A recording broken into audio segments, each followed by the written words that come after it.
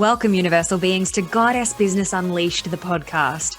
My name is Sky Hanley, alignment coach and Goddess Business mentor. Hell yeah.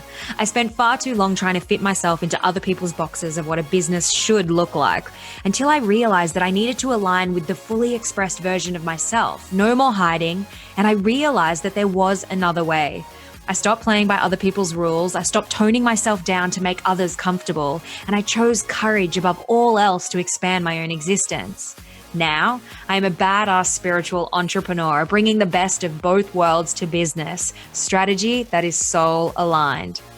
It's time to be wealthy as fuck. It's time to make impact and income at the same time. And it's time to create the fuck yes life you so deserve. Stop squashing yourself, gorgeous. Play full out in the radiance of your own sparkle. Goddess Business Unleashed, the podcast. Strategy that is soul aligned.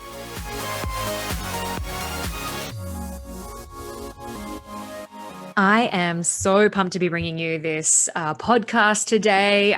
This subject is so fascinating to me. I love everything, behavioral science, and more mindset, all those bits and pieces. And so what we're actually talking about today is what subconscious identity is running your business and your life. And I'm going to say that again. What subconscious identity is running your business and your life? All right. And you might not have even heard of the concept of subconscious identity before.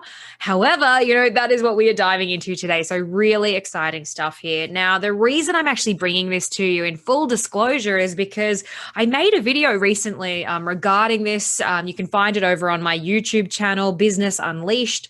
And it is just absolutely blown up. I posted that video into my community groups.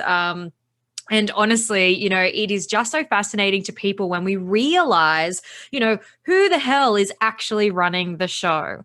So let me just give a little bit of information here. Sometimes you'll hear me talk about things like our logical mind, and then we have our emotional mind, and then we kind of have our subconscious mind, all right? And so normally when we're kind of talking about, when we're talking a bit more, let's say surface-based day-to-day, it'd be really nice if that logical mind was running the show. But the thing is, the logical mind does not run the show. If only, our emotional mind actually runs the show, right?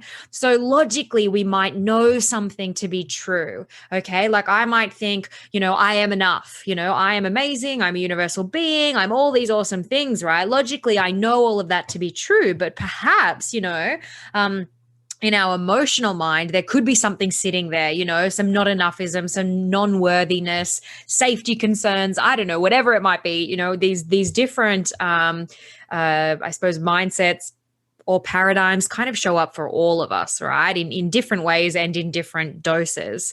So that's kind of, logical mind that it'd be really nice to use our thinking mind. And if that ran the show, but day to day, really, it is actually our emotional mind that's running the show, how we feel about things, what we're perceiving, behaviors, beliefs, all those bits and pieces.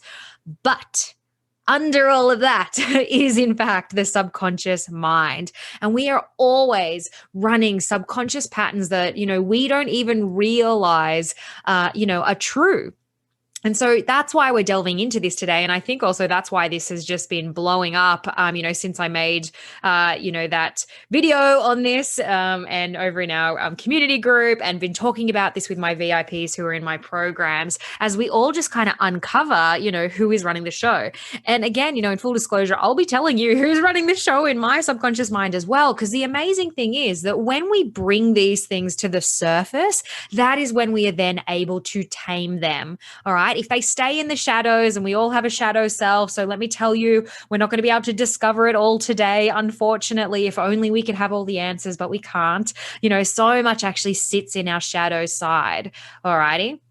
And so, but if we can start, bringing some of that into the foreground, bringing it through the front of our mind and almost be like a conscious observer to some of what is kind of subconsciously going on, there is so much power in that. That is how we change our beliefs. That is how we shift, patterns that no longer serve us. That is how we recognize when maybe anxieties or past paradigms and things like that are coming up.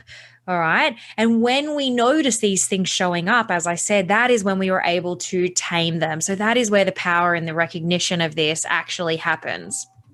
Now, look, why is this important? Well, look, it is important because you could be sabotaging your own results. All right. And you might, I mean, such as sabotage, you don't even realize that you're doing it. Having a constant pattern that keeps coming up, and it could be around money, it could be around relationships, it could be around yourself. But having this constant belief or thought or, subconscious identity showing up and blowing shit up in your day-to-day life, could be sabotaging your results. So obviously, that's why it's important. We want to make sure that we're, expressing ourselves as the fully expressed version of ourselves and living a fuck yes life day to day. It could also be forcing you to keep running the same patterns. All right. Have you ever noticed that the universe likes to keep sending you really similar, happenings and things like that until you get what the fuck the universe is trying to tell you, right? Whether that could be maybe you've had back-to-back bad relationships. All right. Guys are all fuckwits or whatever it is that we might believe.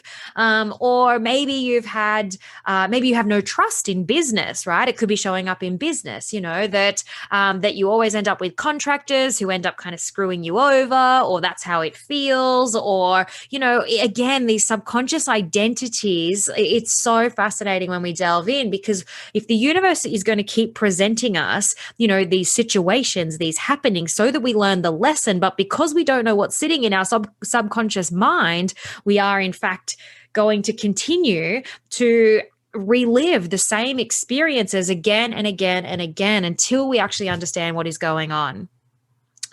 Your subconscious identity could also be, an invisible force in your decision making. So maybe you're making decisions out of fear and scarcity because you've got a childlike mind who's actually running the show, versus being able to make empowered decision making, for life, for business, for relationships. It's all across the board, right?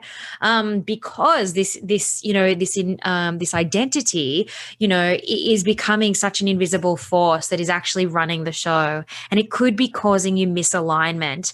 Again, that can happen when we might know something, in the front of our brain, right? The logical mind is like, I know this to be true. So why does this keep coming up for me? Why am I sabotaging myself?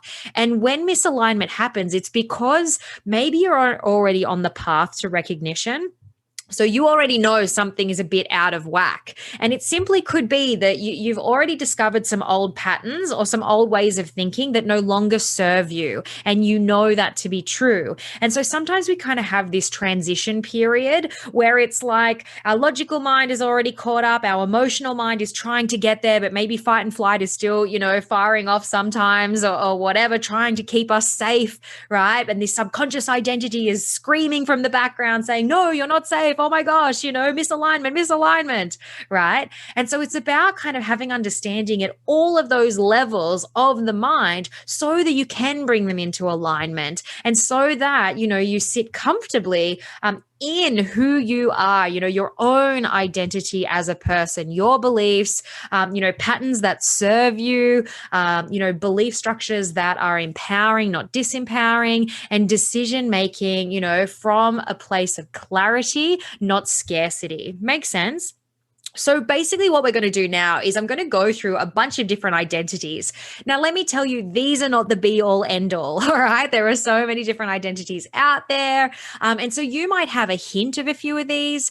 You might be like, yes, one of these in particular, or you might be like, nope, none of these align at all. Or you may actually already have a sense as to the fact that it is something else. All right. So just feel into these, see what aligns, see what doesn't, and also, I invite you after this podcast to just sit with it for a while. All right. And again, I'm going to use myself as an example because even once I've taught this a few times now and we've been talking about it and all sorts of different things. I love unpacking. I love delving. And it actually took me a little bit of time to go, oh my gosh, actually there's a layer under that. And actually there's a layer under that. And when we get to what I thought my identity was to what is the actual subconscious identity, who is running the show for me or has been in the past, I will explain that further and hopefully that'll make sense to you as well. All right, let's jump into some amazing examples. Now, the first one that shows up quite a lot, and I mean, I say this obviously because I work with a lot of, women in business all the time. I've been doing that for years and years, and it really is a bit of a, I suppose, it is a bit of a woman's thing, right? I know that sounds odd, but often we can embody this first identity. And so, you might be consciously aware of it, or it could be running the show subconsciously. All right. So the first identity is the people pleaser. So the people pleaser is the good girl. It's the yes, woman in you who says yes to all of the things, maybe doesn't have enough boundaries, in business or in life, always wants to be perceived as doing the right thing, maybe never sits in their own anger or rage, just wanting to people please, and often to a point of martyrdom, right? So not looking after your own health, always putting other people's needs above your own. And there could even, if you are a little bit aware of this, you may even sometimes get hints of resentment, right? Why does nobody ever help me? Why do I always have to do this stuff by myself? And the thing is that is not necessarily external thinking, right? And look, maybe you're not being supported, and that is a conversation for another day. But sometimes when we are the people pleaser or the good girl, and we're thinking, gosh, nobody ever supports me, it's because we could be really bad, bad at asking for help, or just getting on with it and doing it all ourselves anyway, or whatever it might be. All right. So just have a little bit of a think, in your mind, are you, or do you have some people pleaser or some good girl, or martyrdom, in your subconscious identity? So we kind of just discussed a few of the ways it could be showing up, right? That you don't have any boundaries, that if a client needs something, you always give it to them, that if they ask for a discount, you do that too. There could be some worthiness patterns in here where you don't think you're worthy enough, or you don't want to up your prices because you don't want to get people offside. Like, there's a lot of that going on. If this is you, what I've found with people pleasers, good girls, martyrdom, is that you're probably already aware that this is you. All right. Like, it could be subconscious. There's probably more to it than you even realize. But you may already have some awareness that this is the identity that is running the show, or that definitely plays into things quite a lot. All righty. So I guess, to talk a little bit about, some of the things that you could possibly do to shift this identity would be to put in boundaries, to start looking after your own life force energy first. And, and there is another podcast on life force energy, I promise you that, because it is so important, right? And to not be the martyr all the time, to ask for help, all the things that are hard. Also, just one little extra, I suppose, inference on this one as well is that this could also be people who were daddy's little girls. All right. So have a bit of a think, because a lot of these identities actually come from our childhood. All righty. So it's kind of what we learn between 0 and 7, they say. And then what happens is that our reticular activating system, which is the evidence finder, you'll hear me talk about the reticular activating system quite a lot. But the evidence finder, once we've kind of learnt a few things, our reticular activating system will continue to try to find evidence to prove this thing is true. All right. So if you were a people pleaser, then maybe you were that good girl and you always got praise for doing the right thing. And you learned lessons like, girls should be seen and not heard. And, that maybe you had a mother that was also a bit like this, always a people pleaser, always, doing the perceived right thing, never overly emotional or anything like that. And or you could have some inference of daddy's little girl. All right. So daddy's little girl, always that good girl, people pleaser. And that's how it starts to show up. When we actually do some inner child work, what happens is that you start to discover that really all we are is, our children in adult bodies wandering around, trying to make our way through life. All righty. Like, it's so fascinating when you actually sort of delve into that inner child work. And so again, people pleaser, good girl, daddy's little girl. It's just another child being pleasing, moving through world in an adult body, but still running these same patterns. And definitely, if you have no boundaries, if it's showing up in your business, if you're so burnt out, then you can see how this subconscious identity could be causing you problems.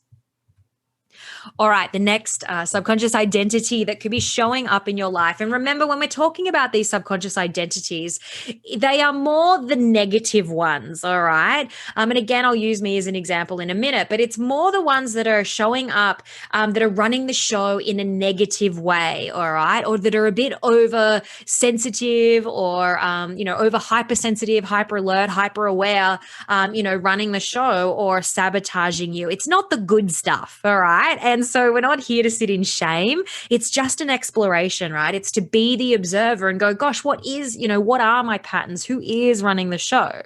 All right. So the next one is the control freak. All right. And I use the word freak, but I'm using it just playfully here. All right. So I'm here to explain sort of the exaggerated version of these identities so that you yourself can kind of taper it back from there and work out which ones, or which pieces land with you, and then do your own self exploration to go a little bit deeper. So the control freak, all right? So control freak, may as a child have felt really out of control. So often what happens is if we feel really out of control as a child, maybe you moved around a whole lot, or maybe, you had parents that split up, or, you got, toed and froed a lot, or all sorts of different things, right? That can actually kick in some control freak or some control identity show up, all right? And how that might show up in your adult life is obviously that, you don't ask for help in business. You have that thinking that nobody can do it as good as I can do it. And look, can I tell you, we all have a little bit of that, right? Like for me, for instance, and this isn't to toot my horn, I promise you that, but let me give you an example. For many years I did, meal plans, nutrition plans, stuff like that. For the fitness industry. All right. And so I come from a land where I've got a business background, a fitness industry background, a nutrition background, and I'm also a qualified chef.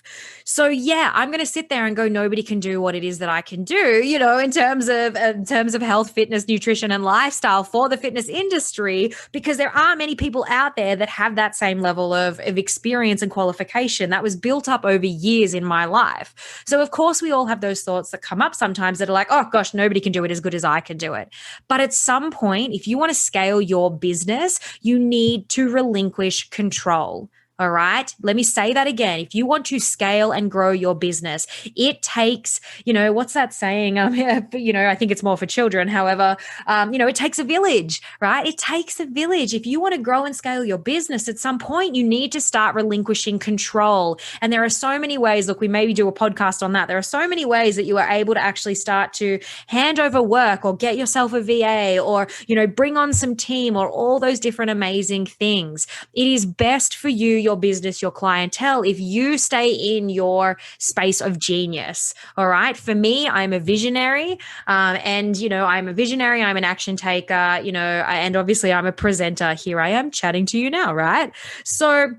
So I don't necessarily want to be stuck in the nitty-gritty to-do list or the background. Maybe IT stuff does my head in sometimes. I know enough about it, but it takes me a little bit longer. I don't want to be doing that stuff. So obviously, so that I can stay in my place of genius, so that I'm able to bring you amazing content like this, I have to be able to relinquish an amount of control, to other people. Do you know what one of the most empowering things is you can do in your business is hire people who are better at parts of your job than you are. That is the whole point.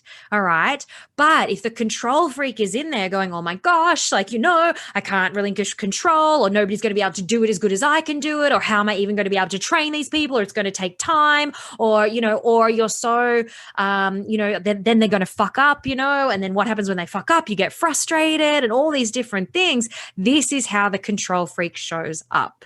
All right. Or maybe you always need to know what people are doing or where they're up to, or, people have to do things your way and only your way. Like, again, you can see how this sort of pent up, worked up, overthinker is possibly showing up in your business and in your life. All righty. So that's the next identity. Moving on, this is the one that I thought I was. All right. So, my entire life, people have said to me, like, oh my gosh, you're really strong and resilient. And so I was like, yes, I am really strong and resilient. I've had a lot of stuff go on for me. That's true. And I've always been able to pick myself up and have to dust off my crown, put it back on my head and keep going with it.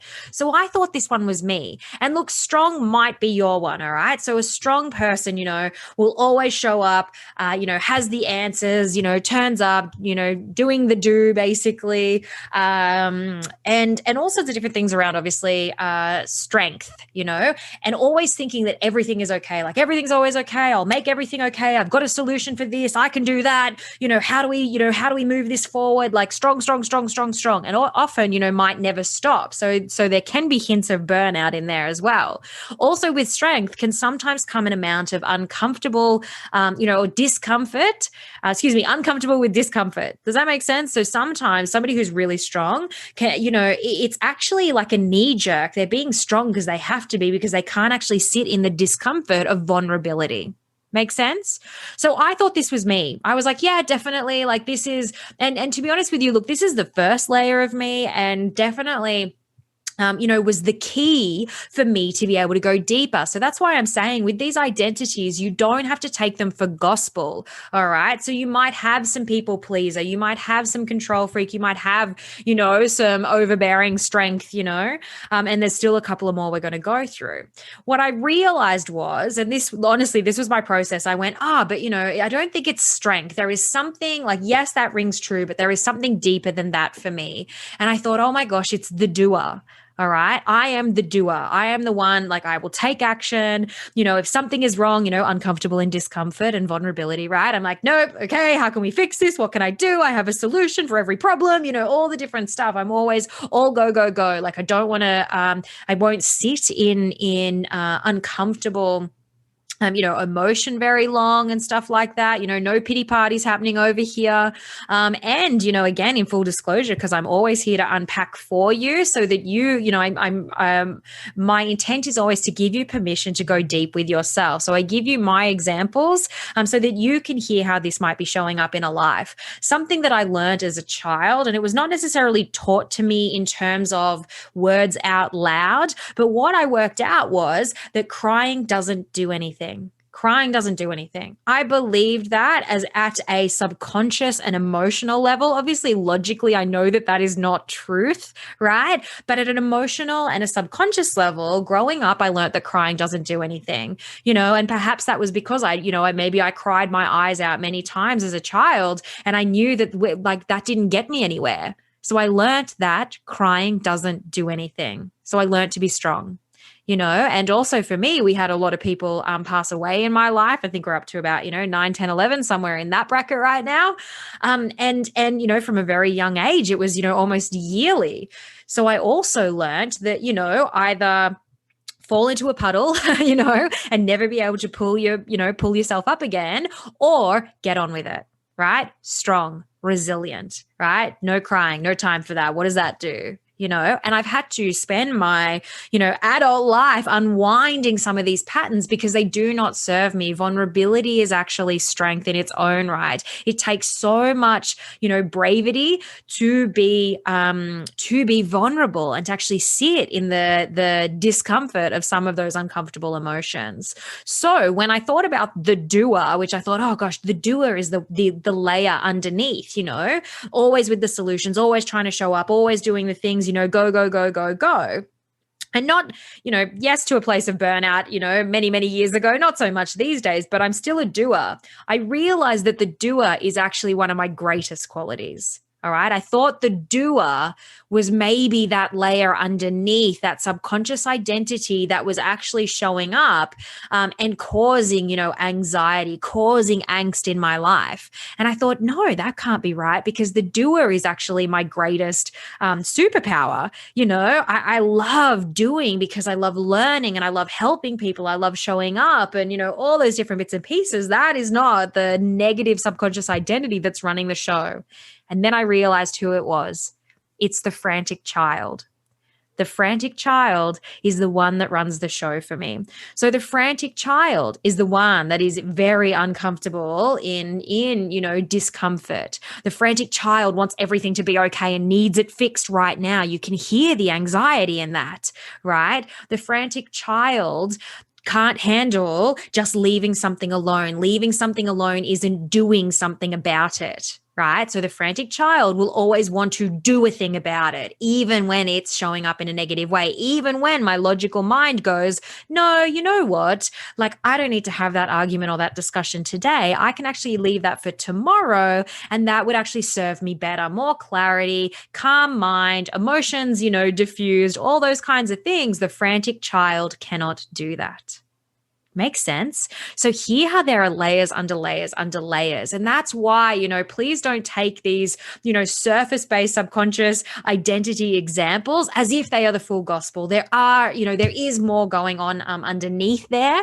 And once you start unpacking and sort of delving in, and you will know when you hit the mark, because when you hit the mark, you'll feel a little bit sick. All right. And that's what happened for me as well. I sort of went, oh, it's the doer. And I was like, yes, because, the doer has to be able to do something all the time, can't leave something alone, wants to make sure, And I went, actually, no, but that's my greatest quality. And then I worked out it's the frantic child, and these lessons are learned, as we said, in childhood. And so there are things from my childhood that made me feel uncomfortable, that made me feel frantic, that taught me that crying doesn't do anything, all those different bits and pieces.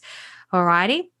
So have a bit of a think about, what was shown to you, or, as a child. Even actually, can I just say one more? Even in the last three, so the people pleaser, or maybe more so the last two, control freak and strength. Maybe you had to self-parent. All right. And this is not to shame our parents by any means, or to shame you if you are a parent. All right.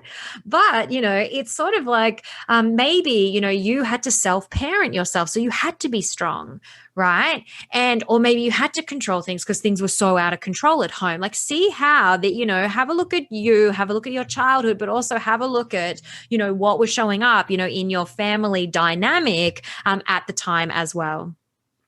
Now, the next subconscious identity that could be running the show is the victim. All right. And the victim, look, we've all been victims of different things at different times. I love to share, stories from my life, right? I used to work in the alcohol industry. I ran big pubs and clubs. Please don't hold that against me. I was working in a nightclub one night that ended up getting robbed. So we were in an armed robbery, and I was tasered in that armed robbery. Right. Now, does that mean that I was victim to something? Yes, absolutely. I was victim to an armed robbery. And did that shake me to the core at the time? Absolutely. Definitely that was a tough situation to transmute, But that doesn't necessarily mean that we are walking around with subconscious victim mentality, all right, or identity. Does that make sense? So we can all be victims of different things at different times, no drama, but victim subconscious identity is a bit different to that. Victim subconscious identity is the type of person that always thinks life is happening to them, not for them. All right. So, always sitting around complaining about the government or the pothole down the road, or never has enough money, or, lives in the chaotic universe, not in the abundant one. All right. That is victim mentality. Somebody who always thinks that life is happening to them, not for them. And also, opposite to, let's say, the doer or the resilient person, they would rather sit in problem than solution. They have a problem for every solution you'll give them. All right. I joke, it's kind of like the old boys sitting around the pub, talking about their ex-wives and what a B word they are. I don't love using the B word. There's some interesting information for you. You'll hear me say all the other words in the language, but the B one, I don't go there because I think it has too much negative inference and it is too strongly used, right? But that's what I'm talking about. It's like those old boys sitting around and going, oh, like life happening to me and everybody else, it's always everyone else's fault and problem, and, no self-responsibility whatsoever. Now, you might not be an old boy, and that's totally cool. All right. I know a lot of, even my partner, to be honest with you, and I can say this because I know, because we've explored this, right? Had some of this victim mentality, or victimness as an emotional home. He had some of that, So when something happened, it was sort of no self responsibility. It was always, life happening to me, stuff happening on the outside, and sitting in problem. All right. Or sitting, going down the rabbit hole rather than being able to pull ourselves out of it and go, okay, it's a very disempowered mindset, or very disempowered identity, because if you're always thinking that life is happening to you, not for you, then you have no power in life. All right. So you can't really do anything about it. And that's where you sit. Okay. And so again, I'm giving you the more extreme version, so I'm not trying to sit here and mock by any means, but you'll know if you've had some of this, and again, we all have something that's called an emotional home as well. And it is a little bit like our subconscious identity. And our emotional home, for me, let me tell you, back in the day, was definitely anger and frustration. All right. So our emotional home is almost like maybe our subconscious identity is triggered, and then emotionally, we go to our emotional home. All right. And so for me, it was anger and frustration. So if I was triggered, in some way, instead of sitting in discomfort, I would be more likely to lash out. Does that make sense? And so for somebody, who something happens in life, or an argument, or something happens at work, or something doesn't go right in your business, emotional home could be then also going back, like the subconscious identity of victim switches on and emotional home switches on. And that's the first place we go. All righty. Does that make sense? So you can look at it as a little bit of either. It is slightly different because, again, remember, if mine is frantic child, but my frantic child, if extra triggered, is going to actually end up going into extreme mode. It's called over functioning and under functioning as well. I'm throwing so much information at you guys right now. I could do a podcast on all of these things: over functioning and under functioning. My frantic child wants to over function. All right. And if put into total discomfort in an area like shame or guilt or something super deep that my frantic child refuses to feel, then I'm more likely to lash out. So you can see how all these different amazing layers start to play into one another. And it's only through doing this work and recognizing, when I'm upset, where do I go? Is that my emotional home? Do I, recoil in the unhappiness of my own existence, or do I lash out? Am I angry? Am I sad? Do I get overwhelmed or burnt out? What's my flavor of stress? And then trying to work out what is the stuff that's sitting in the shadow side. All right. So these subconscious identities, what's hanging out there? And, again, are you playing with a bit of victim, victim as a subconscious identity who is then running the show? Because often the victim as well, how it could be showing up in business is paralyzed in inaction, because there is no action to take, because life is just fucked and it's always just happening to you and it's disempowered. So, how is that showing up in business and in your life? And now the last one that I want to put here today, that can also be tied into the first one, which is that people pleaser. They have a few similar things, is, the mum or the mummy. All right. So the mummy subconscious identity. So if you are a mum, then obviously you're consciously aware of that. Let's face it, your logical mind, your emotional mind is already aware that you are a mum. However, you could be using, all right. And I think I said in the first episode, look, I'm here to trigger you guys sometimes too, all right? Like, it is my honor to trigger you. I'm not doing it deliberately to make you feel awful, but if this triggers something in you, again, remember, it's about being the conscious observer of it, rather than going down the rabbit hole, in the emotion of what's going on, all right? So the mummy will often use being a mum as an excuse. All right. Oh, I can't do that. I'm too busy. I got to look after the kids, or like it's very busy. All right. Busy is not a badge of honor. All right. I will say that time and time again, especially in business. Busy is not a badge of honor. I do not want a busy existence and life. And if we keep saying the word busy, the reticular activating system will find more reasons and excuses to show you how busy you are. All right. When somebody says to me, how's business going? I always say, look, totally in flow. It's really aligned. aligned right now. It's awesome because I want my reticular activating system to find more evidence that it's totally aligned in flow. And, as well as the fact that that is how I choose to build my business. If I want to be wandering around in my pajamas at 3 o'clock in the afternoon, I want to be able to do that, right? Like, why build a business and it not be your dream existence, your dream life, or the perfect picture of what it is that you're trying to build out? So how the mummy could be showing up in business is maybe never ever getting anything done, always too busy on the 10-page to-do list versus, doing intentional priorities and that kind of thing.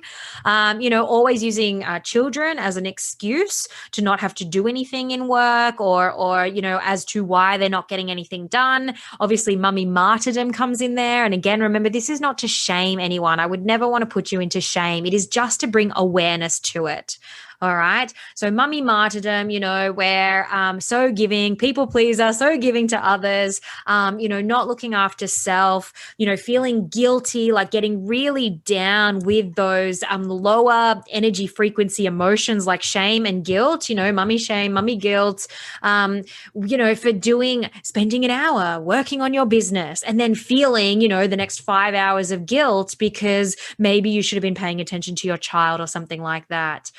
I am of the belief, and look, I am not a mum, so I can say this from my little corner over here, but look, I am of the belief that if you're looking after yourself and if you're, showing your child that you actually matter, that your life force energy matters, that you do not need to be a martyr, that you are able to chase your dreams, that is the best example you could be showing your child, versus 5 hours of guilt. Because if you're feeling so guilty because you did an hour of work or something like that, or you're totally in shame because they were crying for you and you decided to go to the gym instead, or all of those different things, what we're teaching our children is then shame and guilt, and that they don't matter because you don't believe that you matter. And you do. You are enough. You are worthy. You are safe. You are loved. All righty. So have a feel into that one. Are you using being a mummy as an excuse? Are you sitting, marinating yourself in mummy shame and mummy guilt, or, obviously the opposite to that, if you are a mum and you feel fuck yes empowered and that, living your own life, right? No codependency, and obviously, your children are dependent on you. Yes. But you are allowed to still be your fully expressed self, and you are allowed to still embody, the mom and be the mom. And that is absolutely of most importance too. Why do we do our businesses? Yes, it is to supply, joy and fun and money and expansion to our family, absolutely, as well. So you've got to have that balance. So again, remember that this is when the mumminess is tipping the scales and it's causing negative effect in your business and in your life. All right. It's not the good parts about being a mum. Alrighty. So look, they're the main identities that I'm sort of, touching on today with you. What I do want to put there as well is that there's a couple of others which may be as simple as I don't know. All right. Maybe you don't know right now, and that's cool. This is your invite to explore, to find out, to delve deep, or even just sort of sit with one of them a little while and see if you can find a sentence that is that next level. Exactly what I did when I was like, oh yeah, it's strong, always wanting everything to be okay. And then I was like, oh my God, it's the doer, because the doer is more, frantic, wanting to do and achieve and like all the rest of it. And I went, oh no, achieve is actually a positive thing. Like the doer is actually one of my best qualities, because I am, driven and motivated and all that amazing stuff. So where does the franticness come in? Holy shit, it's the frantic child, right? So you might not know right now, and that's totally cool. Or you may have some idea that it is something else. So just feel into which pieces of this make sense and which pieces don't. That's totally cool. And my invite at the end of today, is obviously, number one, to unpack, to work it out, to sit with it, to feel into it, and find out what comes up, and even just write the sentence down. My subconscious identity is, the strong woman always has to be strong, right? Never asks for help, and just see if you can delve into how that might be showing up, what that could be doing for you, or not doing for you. I am the victim. How is that showing up? Well, I always feel down on myself. I don't trust my own decision making. everyone else's advice. I listen to it. It's so overwhelming, all these different things. And when we, take that as at its essence, what does that say? That maybe we don't believe in our own enoughism or worthiness or, and how it, all sorts. We can just keep digging. So that is, step number 1 for you. Step number 2 is then to help break the pattern. And to help break the pattern, what that means is that we want what is called radical discontinuity. And radical discontinuity is doing the opposite. All right. So if showing up and being strong and doing the do all the time was my identity, right? My subconscious identity, what would I need to do, radical discontinuity, to do the opposite? Stop showing up. Right? Take a week off social media, take a week off doing and sit in that discomfort. All right. What if I was the victim? Then maybe, start showing up, like make decisions, make fast decisions. Don't just sit and marinate, in, down the rabbit hole in how shit and chaotic life is. If we're the mum, maybe we start, stepping away from our children a little bit, right? And not in a negative way, but it's just to break that pattern of guilt and shame so that you can actually have your life. They are allowed to have theirs, which is going to teach them resilience and resourcefulness and step away from that codependent relationship that could be going on there. All right. People pleaser, start putting in boundaries. That's radical discontinuity. Start saying the word no. And if you are the control freak, start asking for help. Bring other people on board into your business or your life. Again, boundaries, can help with the control freak. And also stepping away. All right. And allowing time for time and space and flow and alignment and slow things down, because the control freak needs the answers and needs the answers right now. All right. So feel into, what feels really uncomfortable for you, because that's probably radical discontinuity. If you're like, oh, I'll just take a week off social media and that feels amazing, then you're not hitting the mark. All right. Subconscious identity is deep. It is ingrained. All right. And so when we are doing the opposite, it should feel like the total opposite of everything that we are in our being. And it should make you feel uncomfortable. Thank you, amazing universal being, for listening to this podcast today. I trust that you received the gold you needed to hear right now to help move you forward in business and in life. Remember, everything is a mirror, and you either live in a chaotic universe or an abundant one. The choice is actually yours. If you have loved this podcast, be sure to hit the subscribe button and then share this magic transmission with a friend or loved one, another goddess who is in business and in need of a dose of strategy that is soul aligned. Now, if you want to continue the conversation, there are actually a few places you can go. Head over to our YouTube channel, Business Unleashed, and hit subscribe. Befriend me on Facebook, Sky Hanley. I love making new friends, so please reach out. And we have an amazing and impactful Facebook community group called Goddess Business Unleashed for all things woo-woo and business. Goddess Business Unleashed, the podcast. Strategy that is soul aligned.